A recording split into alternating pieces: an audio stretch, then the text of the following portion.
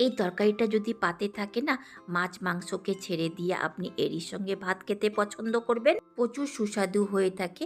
নিরামিষ বা আমিষ দিনেও রান্না করে খেতে পারেন। অনেক সময় হয় অল্প অল্প সবজি বেঁচে যায়, সেই বেঁচে যাওয়া সবজি থেকেই আমি এই মিশালি তরকারি রান্না করেছি। খেতেও প্রচুর সুস্বাদু হয়েছে। কিভাবে এই মিক্স তরকারি রান্না করেছি ভিডিও স্কিপ না করে পুরোটা দেখবেন। যদি ভালো লেগে থাকে প্লিজ সাবস্ক্রাইব করবেন। নমস্কার, মঞ্জুস কিচেনে আপনাদের সকলকে স্বাগতম। মিশালি তরকারি রান্না করার জন্য আপনি অনেক রকমের সবজি নিতে পারেন। আমি কি সবজি নিয়েছি সেটা আপনাদেরকে দেখিয়ে দিই। ঠুমে কেটে নিয়েছি একটা ওলকপিকে। ওলকপি যদি পোক্তা থাকে এর থেকে ছোট্ট সাইজে কাট করবেন। একটা কচি বেগুনকে লম্বা সাইজে কেটে নিয়েছি, আপনি যে কোনো সাইজে কেটে নিতে পারেন। কেটে নিয়েছি ডাঁটা শুদ্ধ পালক শাক, যাকে শীষ পালকও বলে। আপনি এর জায়গাতে পুঁই শাকও নিতে পারেন। নিয়েছি একটা ছোট্ট সাইজের ফুলকপিকে কেটে। আমি ফুলকপির ডাঁটাগুলো ফেলে দিয়েছি, আপনি সেই ডাঁটাগুলোও দিতে পারেন। একটা গাজরকে ঠুমে কেটে নিয়েছি। ঝালের জন্য নিয়েছি কাঁচা লঙ্কা। এই মিশালি তরকারিতে শুকনো লঙ্কার পাউডারকে আমি ব্যবহার করব না। এই মিশালি তরকারি রান্না করার জন্য আমি নিয়েছি 200 গ্রাম বড়ি। বড়ি দিতে গেলে তরকারির স্বাদ আরও বেড়ে যায়। চলুন তবে মিশালি তরকারি রান্না করে নেওয়া যাক। ওভেনকে অন করে ফ্লেমকে রাখবো ফুল, চাপাবো কড়াই। যতক্ষণ কড়াই গরম না হয়ে যায় ততক্ষণ ফ্লেমকে ফুলই রাখবো। কড়াই গরম হয়ে গেছে, দেব সরিষার তেল 2 টিস্পুন। আর ফ্লেমকে রাখবো লো মিডিয়াম। গরম তেলে দেব বড়ি। এটা কলাই ডালের বড়ি। বড়িকে তেলের সাথে মিশিয়ে নিয়ে লালচে হওয়া পর্যন্ত ভেজে নেব। নেড়ে চেড়ে 1 মিনিটের মতো সময় লেগেছে একে লালচে করে ভাজতে। আমি এইভাবেই বড়িকে ভেজে নিয়ে রান্না করি। দেখুন লালচে হওয়া পর্যন্ত ভাজা হয়ে গেছে, বের করে নেব। একে রাখবো উষ্ণ গরম জলে, বড়িটা যেন জলকে খুব দ্রুত শোক করতে পারে। সেই কড়াইয়ে দেব আরও 2 টিস্পুন সরিষার তেল। বেগুন আর ওলকপিকেও তেলে দিয়ে লালচে হওয়া পর্যন্ত ভেজে নেব। 2 থেকে 3 মিনিট নেড়ে চেড়ে তেলের সাথে মিশিয়ে দিয়ে ভাজতে গেলেই লালচে হওয়া পর্যন্ত ভাজা হয়ে যাবে। দেখুন লালচে হওয়া পর্যন্ত ভাজা হয়ে গেছে। এরই মধ্যে দিয়ে দিব ফুলকপি আর গাজর। একেও নেড়ে চেড়ে 2 থেকে 3 মিনিট ভেজে নেব।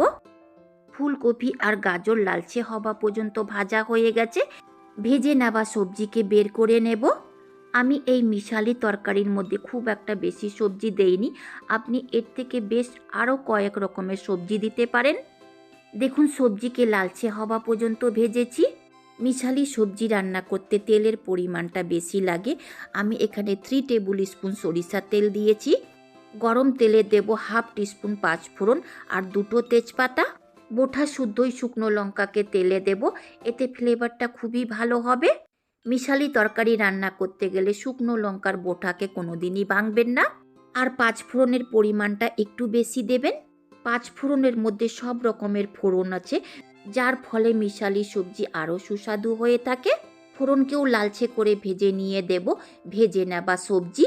ফোড়ন আর তেলের সাথে সবজিকে ভালো করে নেড়ে চেড়ে মিশিয়ে দিয়ে দেব উপর থেকে কেটে নেওয়া পালং শাক। স্বাদ মতো নুন আর হলুদ পাউডার। নুন আর হলুদ পাউডার দিয়ে সবজিকে ভালো করে নেড়ে চেড়ে কষিয়ে নিতে হবে। পালক শাককে নুন দিয়ে কষাতে গেলে পালক শাক নিজের জল ছাড়বে, আর সেই জলেই বাকি সবজিকে কষিয়ে নেবার জন্য ঢাকা দিয়ে রান্না করব। 3 থেকে 4 মিনিটের পর ঢাকাটা সরিয়ে দিয়ে ভালো করে নেড়ে দিতে হবে। দেখুন এখনও সবজিগুলো জলে হয়ে আছে। এই জলের মধ্যেই পাউডার মশলা দিয়ে কষিয়ে নেব। দেব 1/4 টিস্পুন জিরা পাউডার, 1/4 টিস্পুন থেকে বেশি ধনে পাউডার, 1 ইঞ্চি গ্রেট করা আদা। মশলার সাথে সবজিকে নেড়ে চেড়ে ভালো করে মিশিয়ে দিয়ে ততক্ষণ কষাবো যতক্ষণ সবজি থেকে বের হওয়া জলটা শুকিয়ে না যায়। 2 থেকে 3 মিনিট মশলার সাথে সবজিকে কষিয়ে নিয়েছি। দেখুন জলটা শুকিয়ে গেছে। দেব বড়ি আর বড়ি ভিজানো জল। সেদ্ধ হওয়ার জন্য আলাদা করে আর জল ব্যবহার করব না, এই জলেই সম্পূর্ণ সবজিকে সেদ্ধ করে নেব। ভালো করে নেড়ে চেড়ে মিশিয়ে দিয়ে ফ্লেমকে মিডিয়ামে করে ঢাকা দিয়ে রান্না করব। 5 থেকে 6 মিনিটের পর ঢাকাটা সরিয়ে দিয়ে ভালো করে নেড়ে দেব। দেখুন বড়ির সাথে দেওয়া জলটা সম্পূর্ণ শুকিয়ে গেছে। আবার ফ্লেমকে লো টু মিডিয়ামে করে দেব ঝালের জন্য কাঁচা লঙ্কা। এই কাঁচা লঙ্কাকে তেজপাতা পাঁচফোড়নের সাথেও দিতে পারেন।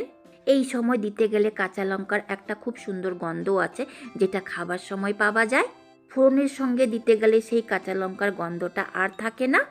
মিশিয়ে নিয়ে চেক করে নেব সবজিগুলো সেদ্ধ হয়েছে কিনা। খুন্তি দিয়ে সবজিকে কাটতে গেলে যদি সহজে কেটে যায়, তবে বুঝে নিতে হবে সবজি সেদ্ধ হয়ে গেছে।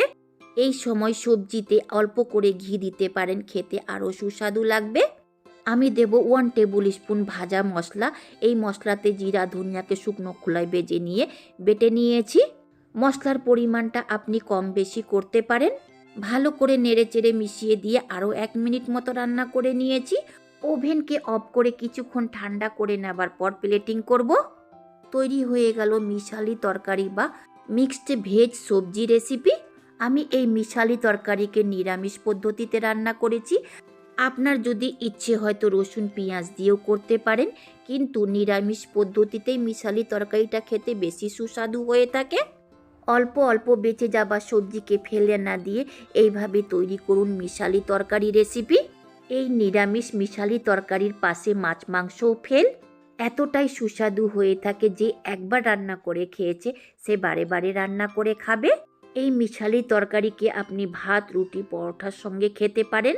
যদি ভালো লেগে থাকে লাইক, শেয়ার, সাবস্ক্রাইব আর কমেন্ট করবেন। শেষ পর্যন্ত দেখার জন্য অনেক ধন্যবাদ।